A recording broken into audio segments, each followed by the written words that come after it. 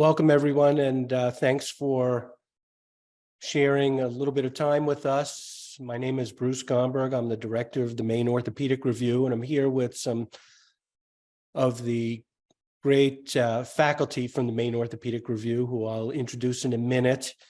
And we'll talk a little bit about preparing for Part 2 oral boards.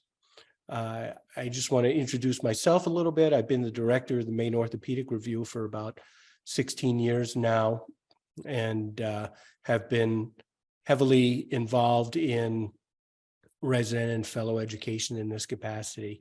And so I'd like to also introduce Mike O'Malley. Mike is a sports medicine surgeon at the Carilion Clinic in Roanoke, Virginia. He's a Mayo-trained sports medicine surgeon, and he is currently a team physician for USA Hockey. I also have Dr. Michael Blankstein. He is an associate professor at the University of Vermont, also the voice of the very famous podcast you've probably heard of, and an arthroplasty and trauma surgeon. I also have Dr. Aaron Johnson, another arthroplasty and trauma surgeon from the University of Maryland, a fairly recent board certified orthopedic surgeon, so he'll give us some unique insight. So welcome, everybody. What I'd like to do now is just turn this over to Dr. Blankstein, who will cover a few of the case preparation topics. Michael? Thank you for the introduction. Welcome, everyone. This is obviously a stressful event in all of our lives, whether you're ready or not. It doesn't matter how ready you are, everyone gets nervous, and rightfully so, because it is a big deal. So when it comes to dealing with the exam, the most important thing is to be prepared, and every single step of what you do counts. As Bruce mentioned, I'm an orthoplasty trauma surgeon at the University of Vermont, and I did my boards almost 10 years ago. When you think of organizing the presentation, it should be one of those things where you're truly telling the story, and you want to do it well. And we're going to get into which cases they tend to choose and how you deal with the complications. But the one thing that's a freebie is your ability to run the show. So as you're uploading the cases and the x-rays, you have to understand that you're telling them the story, and it's your opportunity to drive how things are going to roll. So for example, one of the things that I've seen people come in disorganized, they talk about the HPI while they're uploading an x-ray that's completely not relevant, or a post-op x-ray, or they talk about a post-op complication and we're still focused on the intra-op x-ray. So when you do practice for preparing for the boards, you really have to get the story nicely organized. And the second you're disorganized, they can't follow you, because often they haven't had a chance to even review the case. And they're just being exposed to it for the first time. And if you do a very good job describing, how the patient presented, and then you show the immediate x-rays, and then you say, well, I ordered a CAT scan, and then you show the CAT scan, et cetera, and then you show the intra-op x-rays while you're actually showing them. That's probably the most important thing, to actually get that practice. And that practice, the best way to do it is to present it to as many people as you possibly know. So all your partners, co-residents, co-fellows, even people who are not in the same practice, even if I presented mine to like spine surgeons, it didn't make a difference, because it was all about me presenting the cases. And often they asked very good questions that actually made me realize, oh, I should really go back and make sure I'm clear about this and that. So I can't stress the amount of times you should really practice telling the story. Now, if there's something that you don't want to share, there's a chance that you may not even have to talk about it, as long as you keep the flow of the story. And if there's something you want to focus on, then you have an opportunity to really focus on it. Um, so if let's say, you're worried about an occult femoral neck fracture in the setting of nailing a femur, then you want to stress. And then I ruled out an occult fracture. I got an MRI, fine cut CT. I got additional images. So that's a really, really important. But of course, what we know is that we all worry about these cases with complications. So the question is, what cases are going to ask? So if let's say you've done, 20 ankle fractures, then they're not going to choose three different ankle fractures. They're probably only going to choose one. But if one of them happened to be one that ended up with an amputation, then most likely you're going to get that one asked about.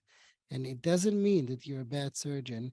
You just have to be able to justify what you did and why you did it, and also what you learned from it. So, so when you think about the complications, as long as you present it in an honorable way and you describe what you did and why you did it, what was the rationale, and when the complication presented, how you dealt with the complication, sometimes you get more points for that than anything else. If somebody comes in with a complication, now you consulted other colleagues and they helped you, and then you spoke to other colleagues and they give you their advice. Came back, you brought the patient, you didn't ignore the patient and send them elsewhere, and you did the appropriate thing, then it doesn't look like a bad thing, because we're all going to get these complications. And if you want to take it to the next step, then you have to say, well, this is what I learned from it. This is what I'm never going to do again.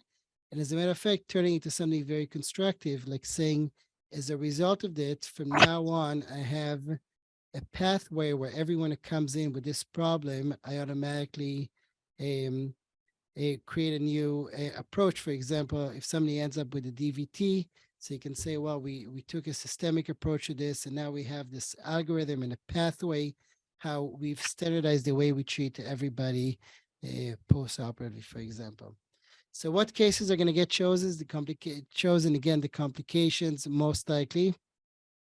You're expecting to see a lot of those, and it's not because they have something against you, that these are the cases that are going to be interesting to talk about and where they can see what kind of a surgeon you are. If you have all straightforward, vanilla, easy cases, they may choose one or two of these, but then there's really not much to talk about. Another thing they're going to ask you about is definitely the more controversial topics. So obviously, if you're doing something that's new, that's a relatively new device, something that a lot of people may consider as not the standard of care, then be expected that they're going to ask you about that. Now, it doesn't mean that you can't do new and novel things that you've learned about, but probably the safest thing to do is to always compare things to the gold standard. So, multiple examples that we can think about. One is if somebody has a degenerative meniscal tear in the setting of pre-existing arthritis, if you scope that knee, then it's controversial these days because there's ample evidence to suggest that that's not the first line treatment. However, if you ended up scoping that knee, for example, after the patient has already failed physical therapy, etc., they're not interested in knee replacement, you've tried everything else, it may be an okay solution if the patient has mechanical symptoms, but you have to be able to definitely explain how you got to where you are. And obviously, we always throw out the throw the we always use the terms um, shared decision making and informed consent, but this is where you really get a chance to highlight how important those things were. Obviously, if you end up doing something that's unethical, you're gonna be called out. Now, hopefully, none of you are doing it. But again, if you do end up getting into a situation where you may have done something that in retrospect you wish you would have never done, you have to admit it. And this is where you not only practice the case 15 times, you practice it 30 times, and you speak to multiple colleagues and say, hey, how do I go about not hiding the fact that I did something that was incorrect? Is how do I go about fixing it and making sure that I um, don't repeat it again, and I've learned something constructive out of it, and something again that will ensure that I'm a safe surgeon, and they don't want to fail me for that reason. Obviously, if you bill incorrectly, this is not a time to be overbilling or inappropriately coding. You don't need to go and milk those charges. You have the rest of your life to make money. So don't get to the point that you are like where you're just billing for this and that, where essentially all you did is open reduction internal fixation of a fracture.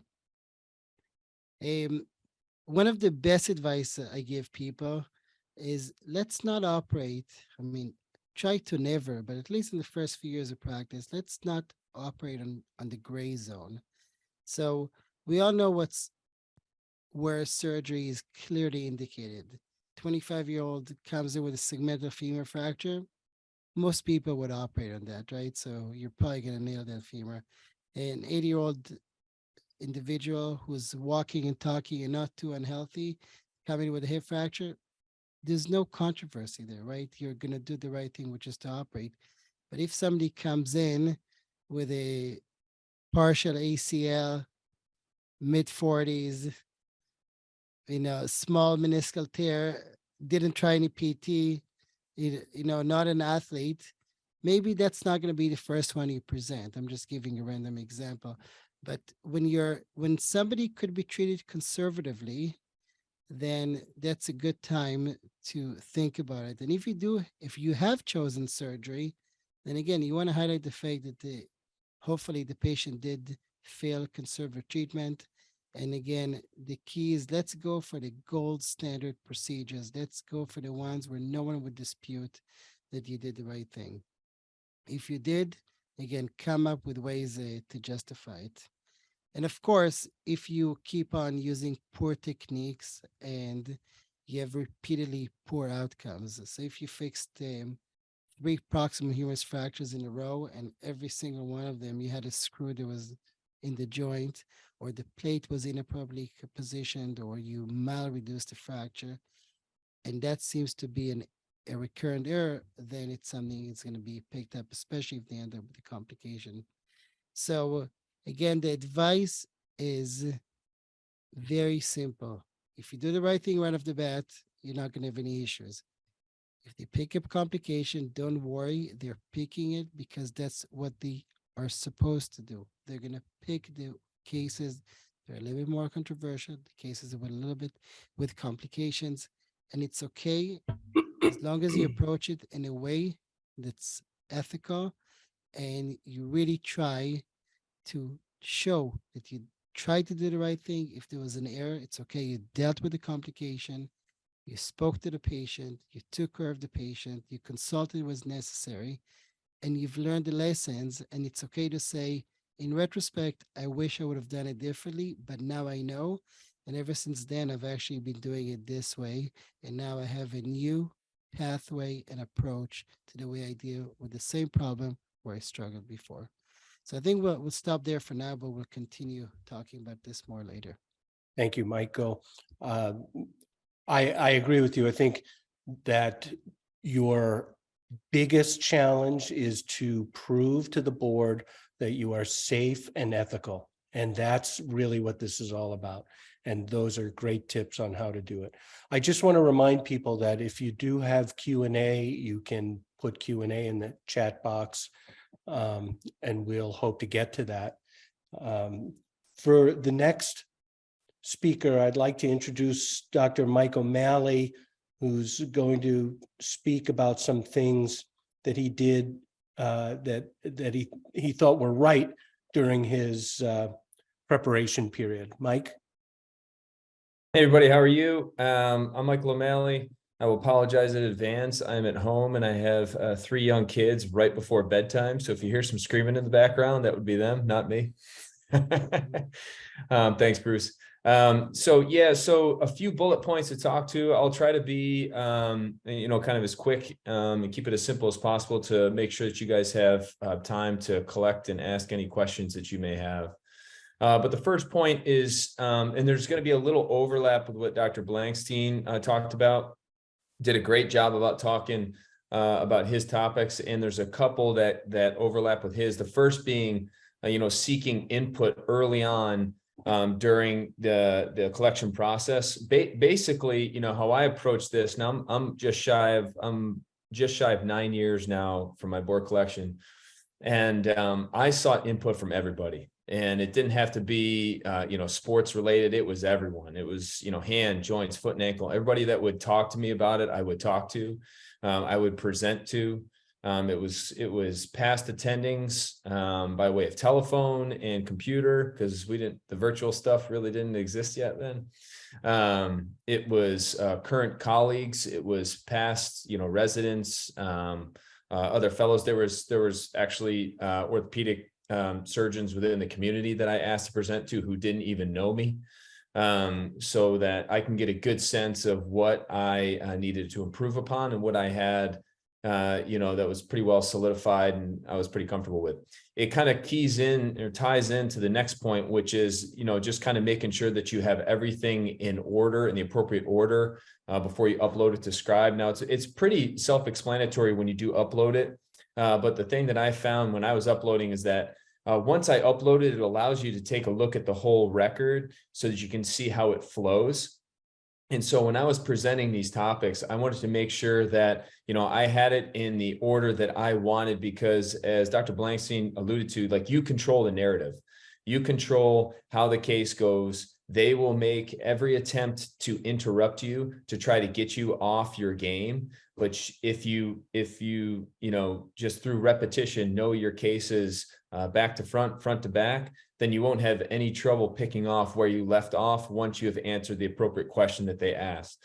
The other thing too is they will mix up the cases. Okay, so they won't necessarily go in order. They won't go 1, 2, 3, 4, 5, 6. They might pick 1, then 6, then 12, then, you know, 11. So you got to be able to pull that case up and be able to present right away, without, you know, kind of any hesitation or anything.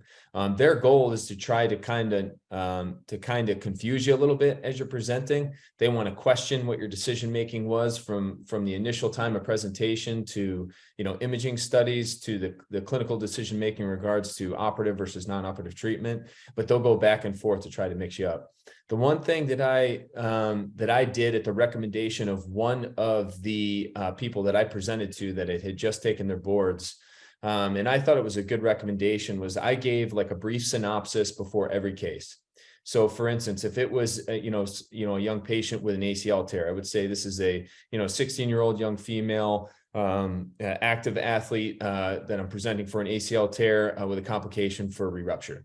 And then I would go on and I would talk about, you know, the respective case in details. And that way the people you're presenting to have some sense of why you're presenting the case immediately. Okay. And I think it's a good introduction, you know, to start with. The key to order and the key to, you know, seeking input early on is just repetition, repetition, repetition. You cannot go through these cases enough in order to prepare. You want to come out of that day thinking it was a cakewalk, you know, one of the most underwhelming days of your, you know, early orthopedic career. And the best way to do that is to just go through the cases. It's not necessarily knowing every bit of knowledge or evidence-based literature that's associated with those cases. It's just knowing your cases, being able to explain in a very detailed, succinct, and organized fashion why you chose what you decided to do. They want to make sure that your decision making is sound, ethical, and according to our current guidelines. It does play into the next point was, what do you upload? Like, do you upload everything to the chart, or do you upload just the pertinent information?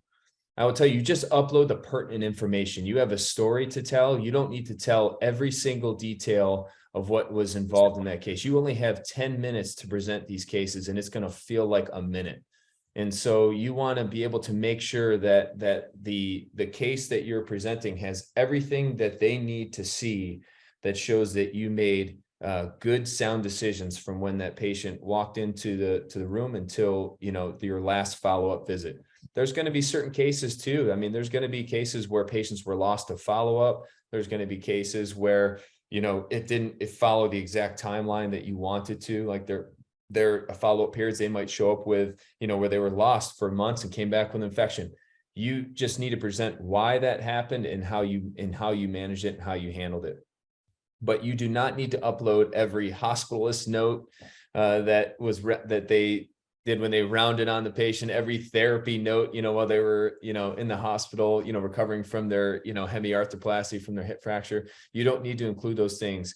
If by chance it was an infection case, yes, I mean, you should include the lab studies. You should know in the chronological order of those lab studies, how they were trended, what the infectious disease doctors, said to Wayne, because that is pertinent information.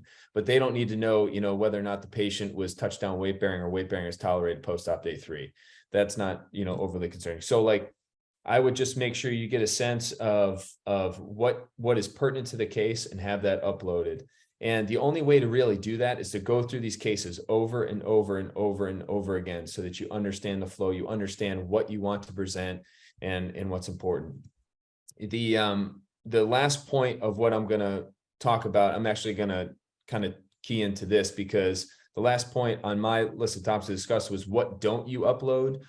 Honestly, like for me, it was, I didn't upload every imaging study. Like I would pick the cuts of an MRI, a sagittal, a coronal, an axial view. I would take screenshots. So I only had a few cuts so that I could present, what the ACL tear was, or what the meniscus tear was, or what the case may be. I didn't upload a whole streamline of like 36 sagittal cuts and 36 axial cuts, because there's no way you're going to be able to get through all of that. So pick out, the cuts from the imaging studies, or, the presenting x-rays, your follow-up x-rays that are, kind of concise. And for the notes, always include, the notes that, again, that are pertinent. Your initial intake, your history and physical is obviously important. Again, therapy notes not, but every one of your follow-up notes will be. So just go through all of that and make sure that you're only uploading what, is pertinent. Again, you only have 10 minutes to present this stuff. The last topic that I'll talk about is, basically embracing your complications. So this, I think, is what provides most test takers with the most anxiety and the most apprehension is, oh my God, I have 12 cases, 10 of them have complications. I'm going to fail before I even walk in the room. And that is not the case. Every single orthopedic surgeon that has ever been in practice has had complications.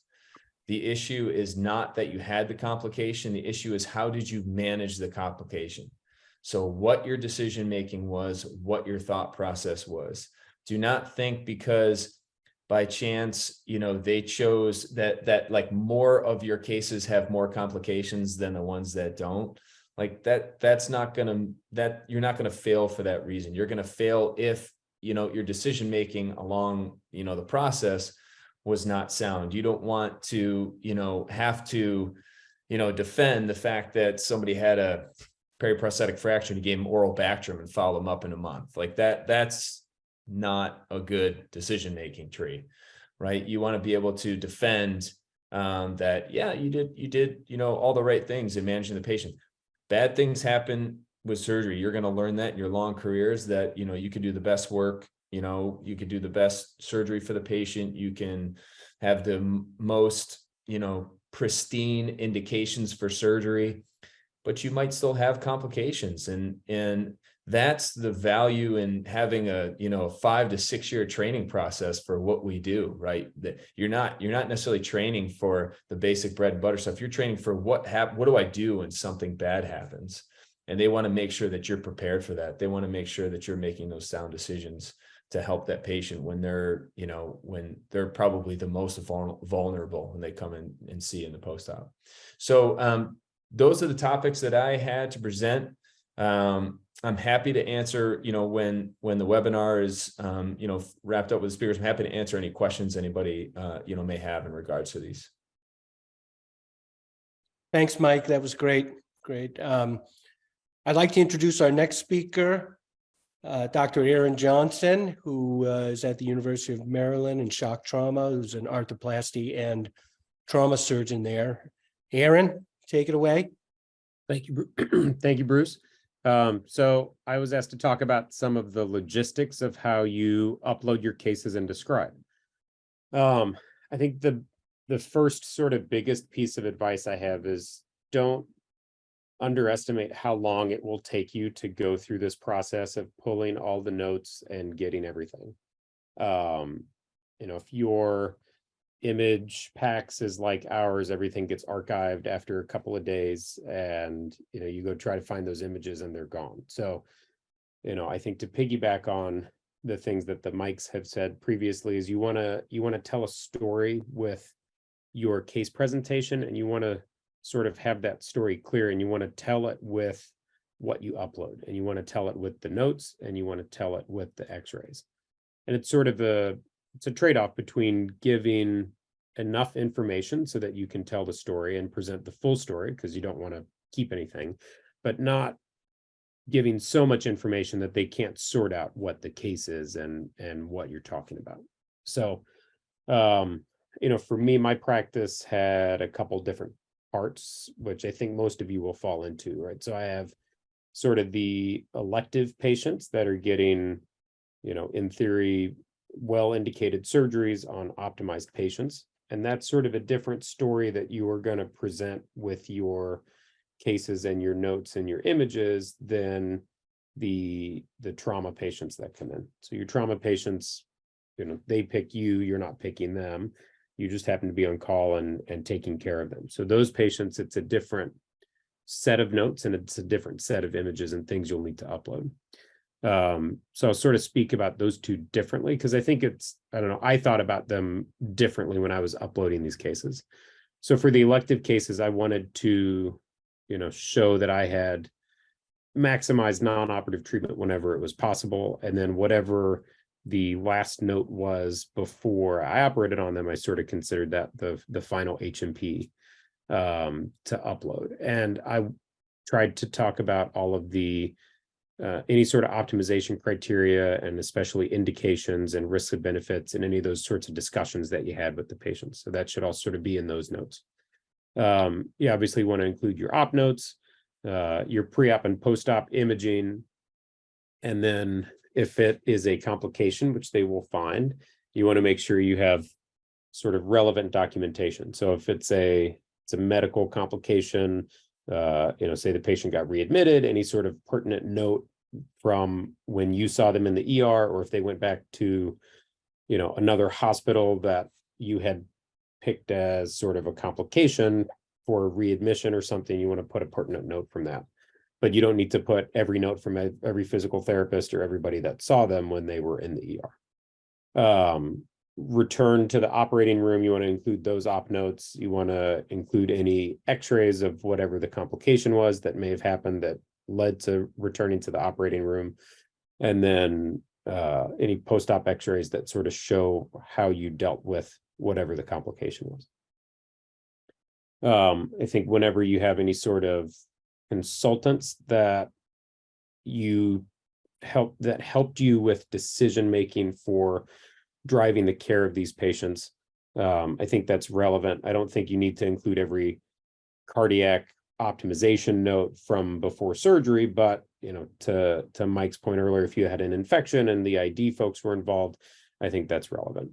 If for one of my patients, for example, had acute heart failure while I was fixing a B2 fracture, and they were talking about LVAD versus aortic balloon pump versus heart transplant after surgery. So I included that cardiac note because that was one that got picked, right? But you don't need every sort of pre-op optimization note, I don't think. So relevant things that happen from a consultant standpoint that is helping you tell the story of why they picked it. I think those are relevant.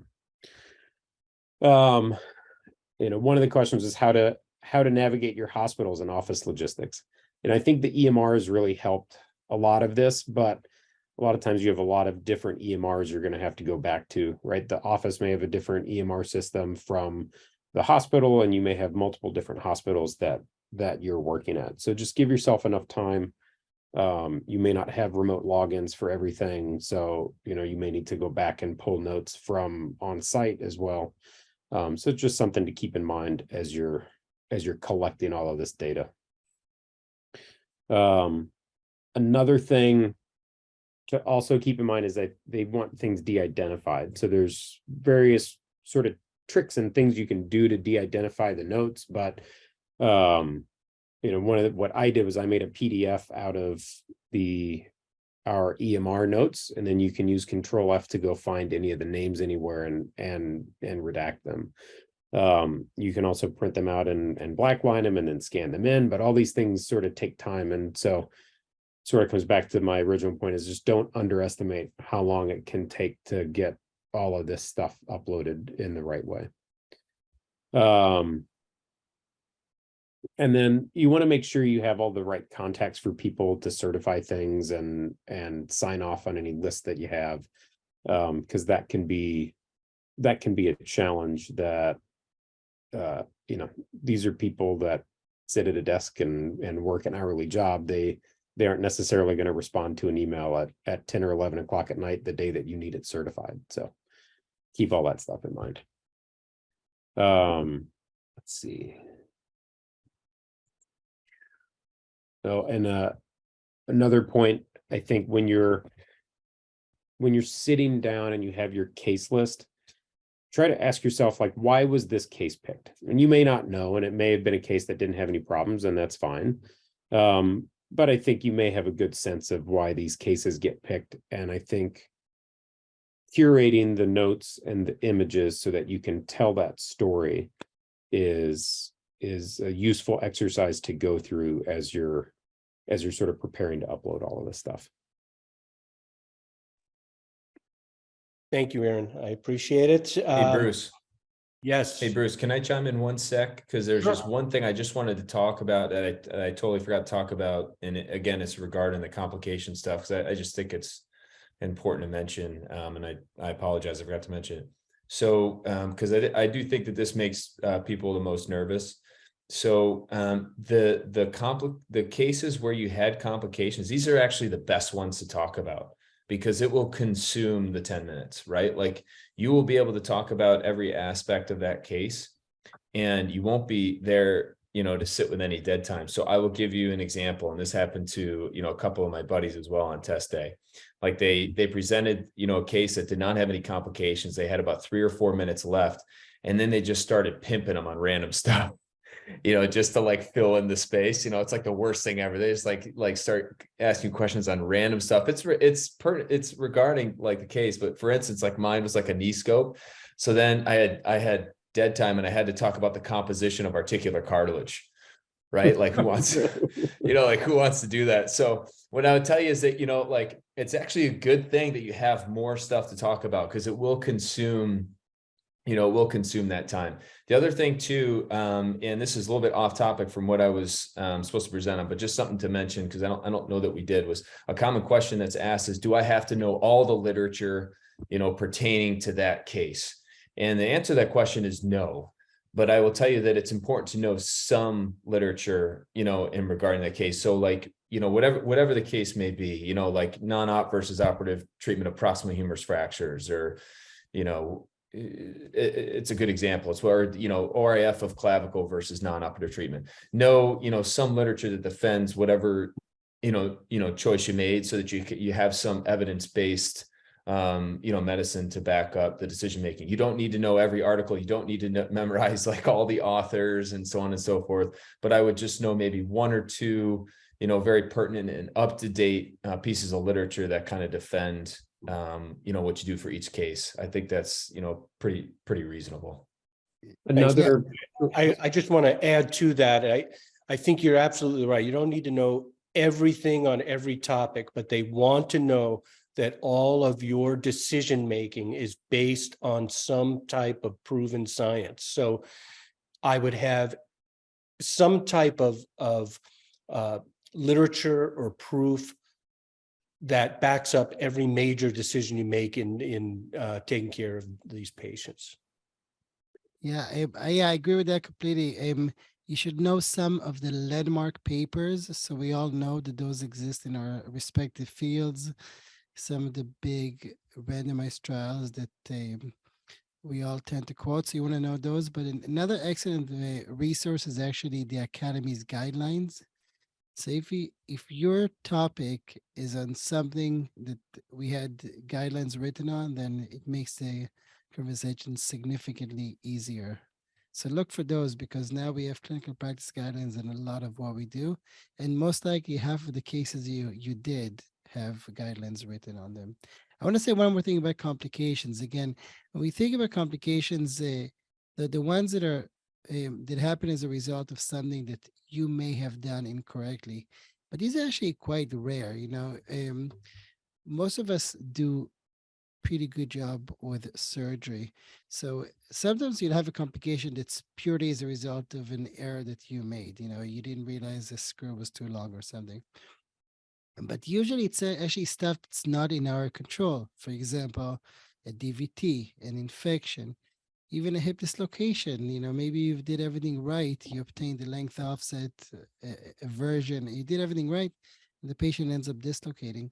So the more systemic complications, they're actually much easier to deal with, because you can say, I've learned from this, and now we have a new approach to the problem.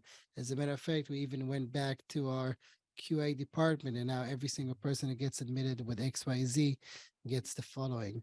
If you have a complication that's specifically related to something that you had done, like, I don't know, by example, you cut a nerve or something, then again, it's okay to be humble and modest and explain, I wish, I could go back, but this is what, again, I learned from it. And sometimes it's just an opportunity to reflect on yourself as an individual, as opposed to somebody who brushes it off and say, patient will be fine, Great. Thank you, Michael. We have several questions I'd like to get to, kind of maybe a minute apiece. I'll put it out to the panel. One was last year, there was a significantly higher failure rate. And this was the first year back in person from COVID. Does anybody have any thoughts of the cause of the higher failure rate on the oral boards? Does that include people that had gotten pushed from previous years that were doing? Yeah, I think it does. Yeah, that would be my guess. That may be factoring into that. Great. For wound infections and physical exams, is it a good idea to upload clinical photos? I could tackle this one. If you think it adds to the case, and it's something that you wouldn't otherwise wanted this, it would be difficult to describe, then sure. I can tell you, if it's your own post-operative wound, I don't know if there's any value. But for example, if somebody comes in with an open tibia fracture with a mangled extremity that ends up with an amputation, then it's a great thing to do, right? To show that the patient came in or somebody who was treated elsewhere came in with a bad problem, highlighting how bad the problem was, then yeah, it definitely creates a case for, whoa, you started off with a major problem, as opposed to if it's one of yours. So it's up to you.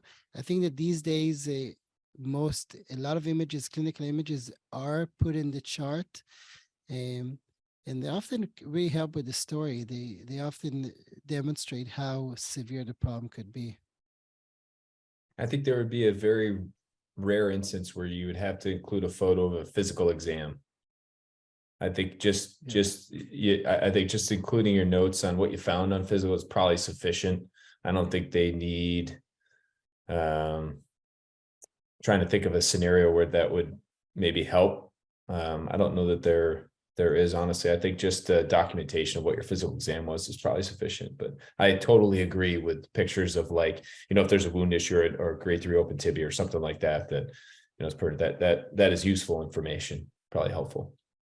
I think mangled extremities, if you're doing any sort of flap coverage or rotational flaps, I think that may be relevant and helpful to sort of include a picture of that. But a post-op wound drainage, I don't think is necessary to upload.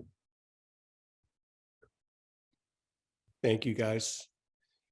Here's another question. Indications for spinal surgery are sometimes gray. Do you have any tips on this during the presentation? Try to avoid it if you can. But if you do, it comes down to how strong of a case you make. And again, the shared decision making part of it and the informed consent and recognizing that you know that there's controversy, that you documented there's a 20% chance the patient may not feel any better. Um, but yeah, obviously this is a time, if it's not too late, think about those cases and try to avoid the soft indications if you can, um, during your board collection period, because these will probably get chosen, and it's okay, but just show that you thought about it and you're not being negligent and you truly are trying to do what's best for the patient. I agree, Michael. That's a great point. In the gray areas, they are particularly picky about you demonstrating that your thought process was based on some type of literature. Not everything is completely black and white in our field, and they just want to, as I said before, make sure that when they unleash you on the public, which is what the board's mission is, to certify that you're safe and ethical when they unleash you on the public. Here's another question, guys. What are some productive ways to approach cases with a post-op mortality, especially if the cause of death is poorly documented? That's a good question. I would say that, in certain situations for what we do, such as like hip fraction stuff, I would just really, be able to present to them the data on mortality rates after hip fractures is a good example. Make sure you clearly state what the patient's, medical comorbidities were, so that there's a good understanding of like, was the patient, high risk or low, moderate risk type of thing for surgery. I think, for mortalities, they happen, unfortunately. Again, you could take, the best care of the patient, they could be admitted, they could be worked up by, the hospitalist or the medical team and optimize for surgery. And, it could still happen. I think just, being able to present to them that you do understand the risks, of that particular case, you understand what again, the percentages of our of mortality after whatever specific fracture it may have been or case it may have been, even after elective surgery. I mean, it happens. It's pretty rare, but it happens. Unfortunately, it's the nature of the beast, and it could be a random event. A patient has no family history of blood clotting disease, no personal history of blood clotting disease. They have a massive, saddle embolus and boom, so it happens. But, I think understanding the literature again, behind that, maybe the rates and stuff like that to at least be able to discuss and make sure, there's a human element to this.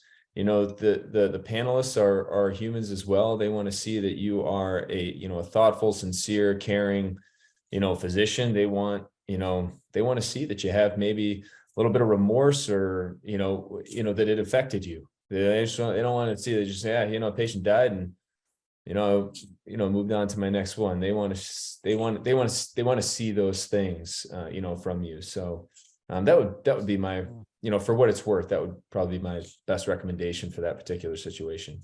Yeah, I totally agree. I actually had one of my patients died. There was, again, I had to present, and the patient had the idiopathic pulmonary fibrosis. Going into surgery, they knew they were high risk.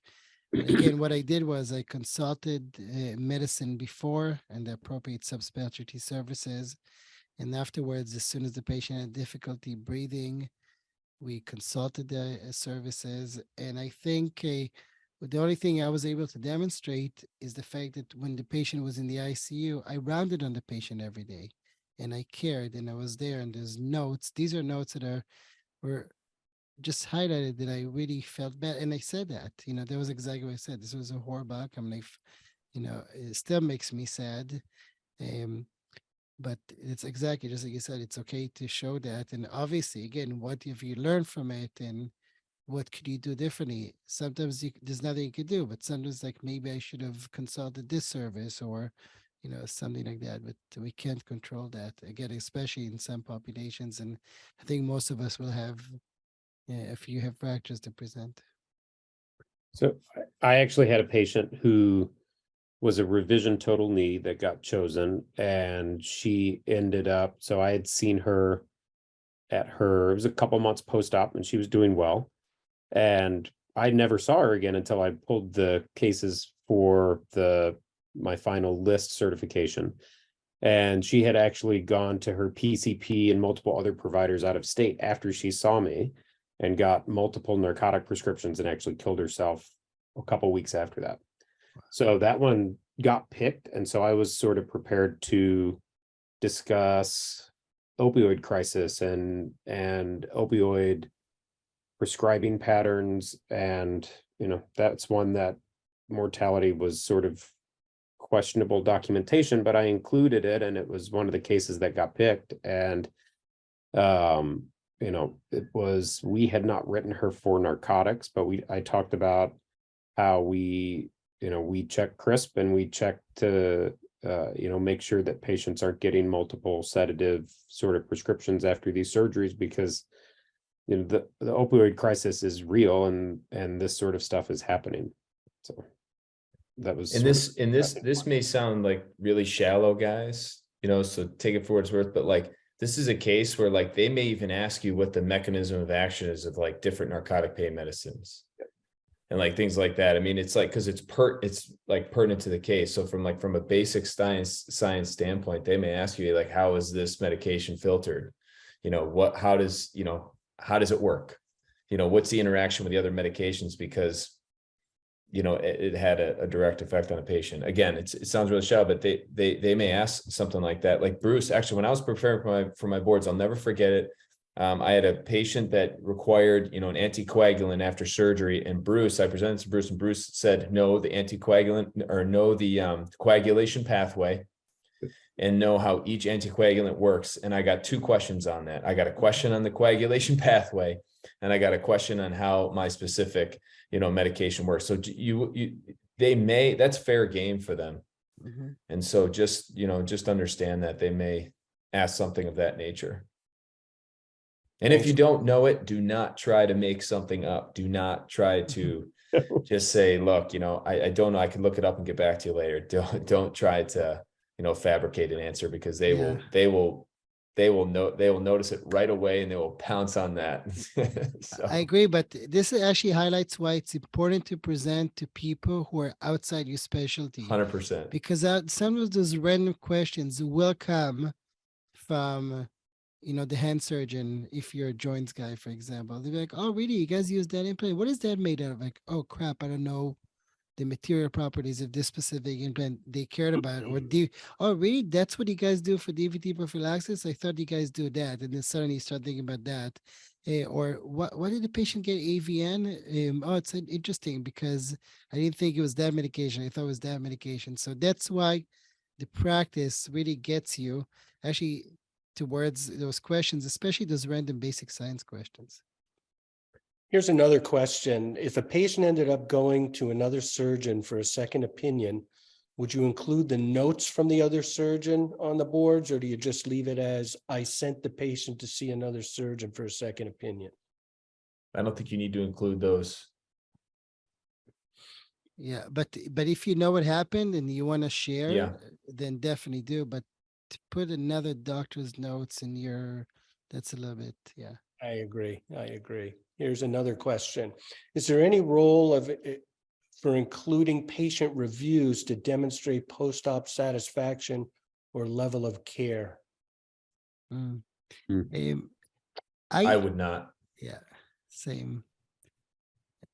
I would not. Remember, you're controlling the narrative. So whatever is not in that whatever you submit to them, that chart or whatever on that patient, they do not see. So they don't know that. So I don't know that you need to include. I'm assuming this is like, patient satisfaction scores and outcome scores. Am I understanding that correctly? I don't think you necessarily need to include. Or is it that, like honestly. a Google review? I don't know. Yeah. But it brings up an interesting point. Like they can ask, how do you track the outcome of your surgeries? Do you routinely collect any patient-reported outcome measures? And definitely you can talk about collecting the promise and the who's and the who's and the WOMAC. Like definitely, but I don't think you have to actually upload those yet. And it's Yeah, interesting. agreed. Maybe in the future you will have to upload those. Mhm.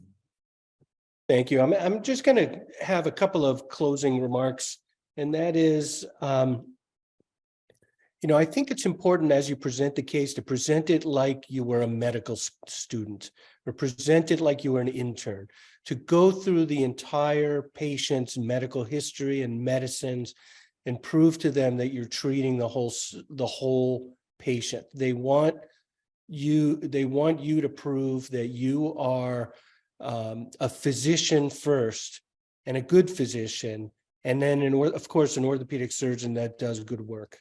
And the other thing that didn't come up that sometimes does, and Michael alluded to this, and that is implants. I think it's really important, if you're dealing with any kind of implant, to know why you picked it and the characteristics of that particular implant, the pros and cons, what other alternatives there are, because you will get some questions about that.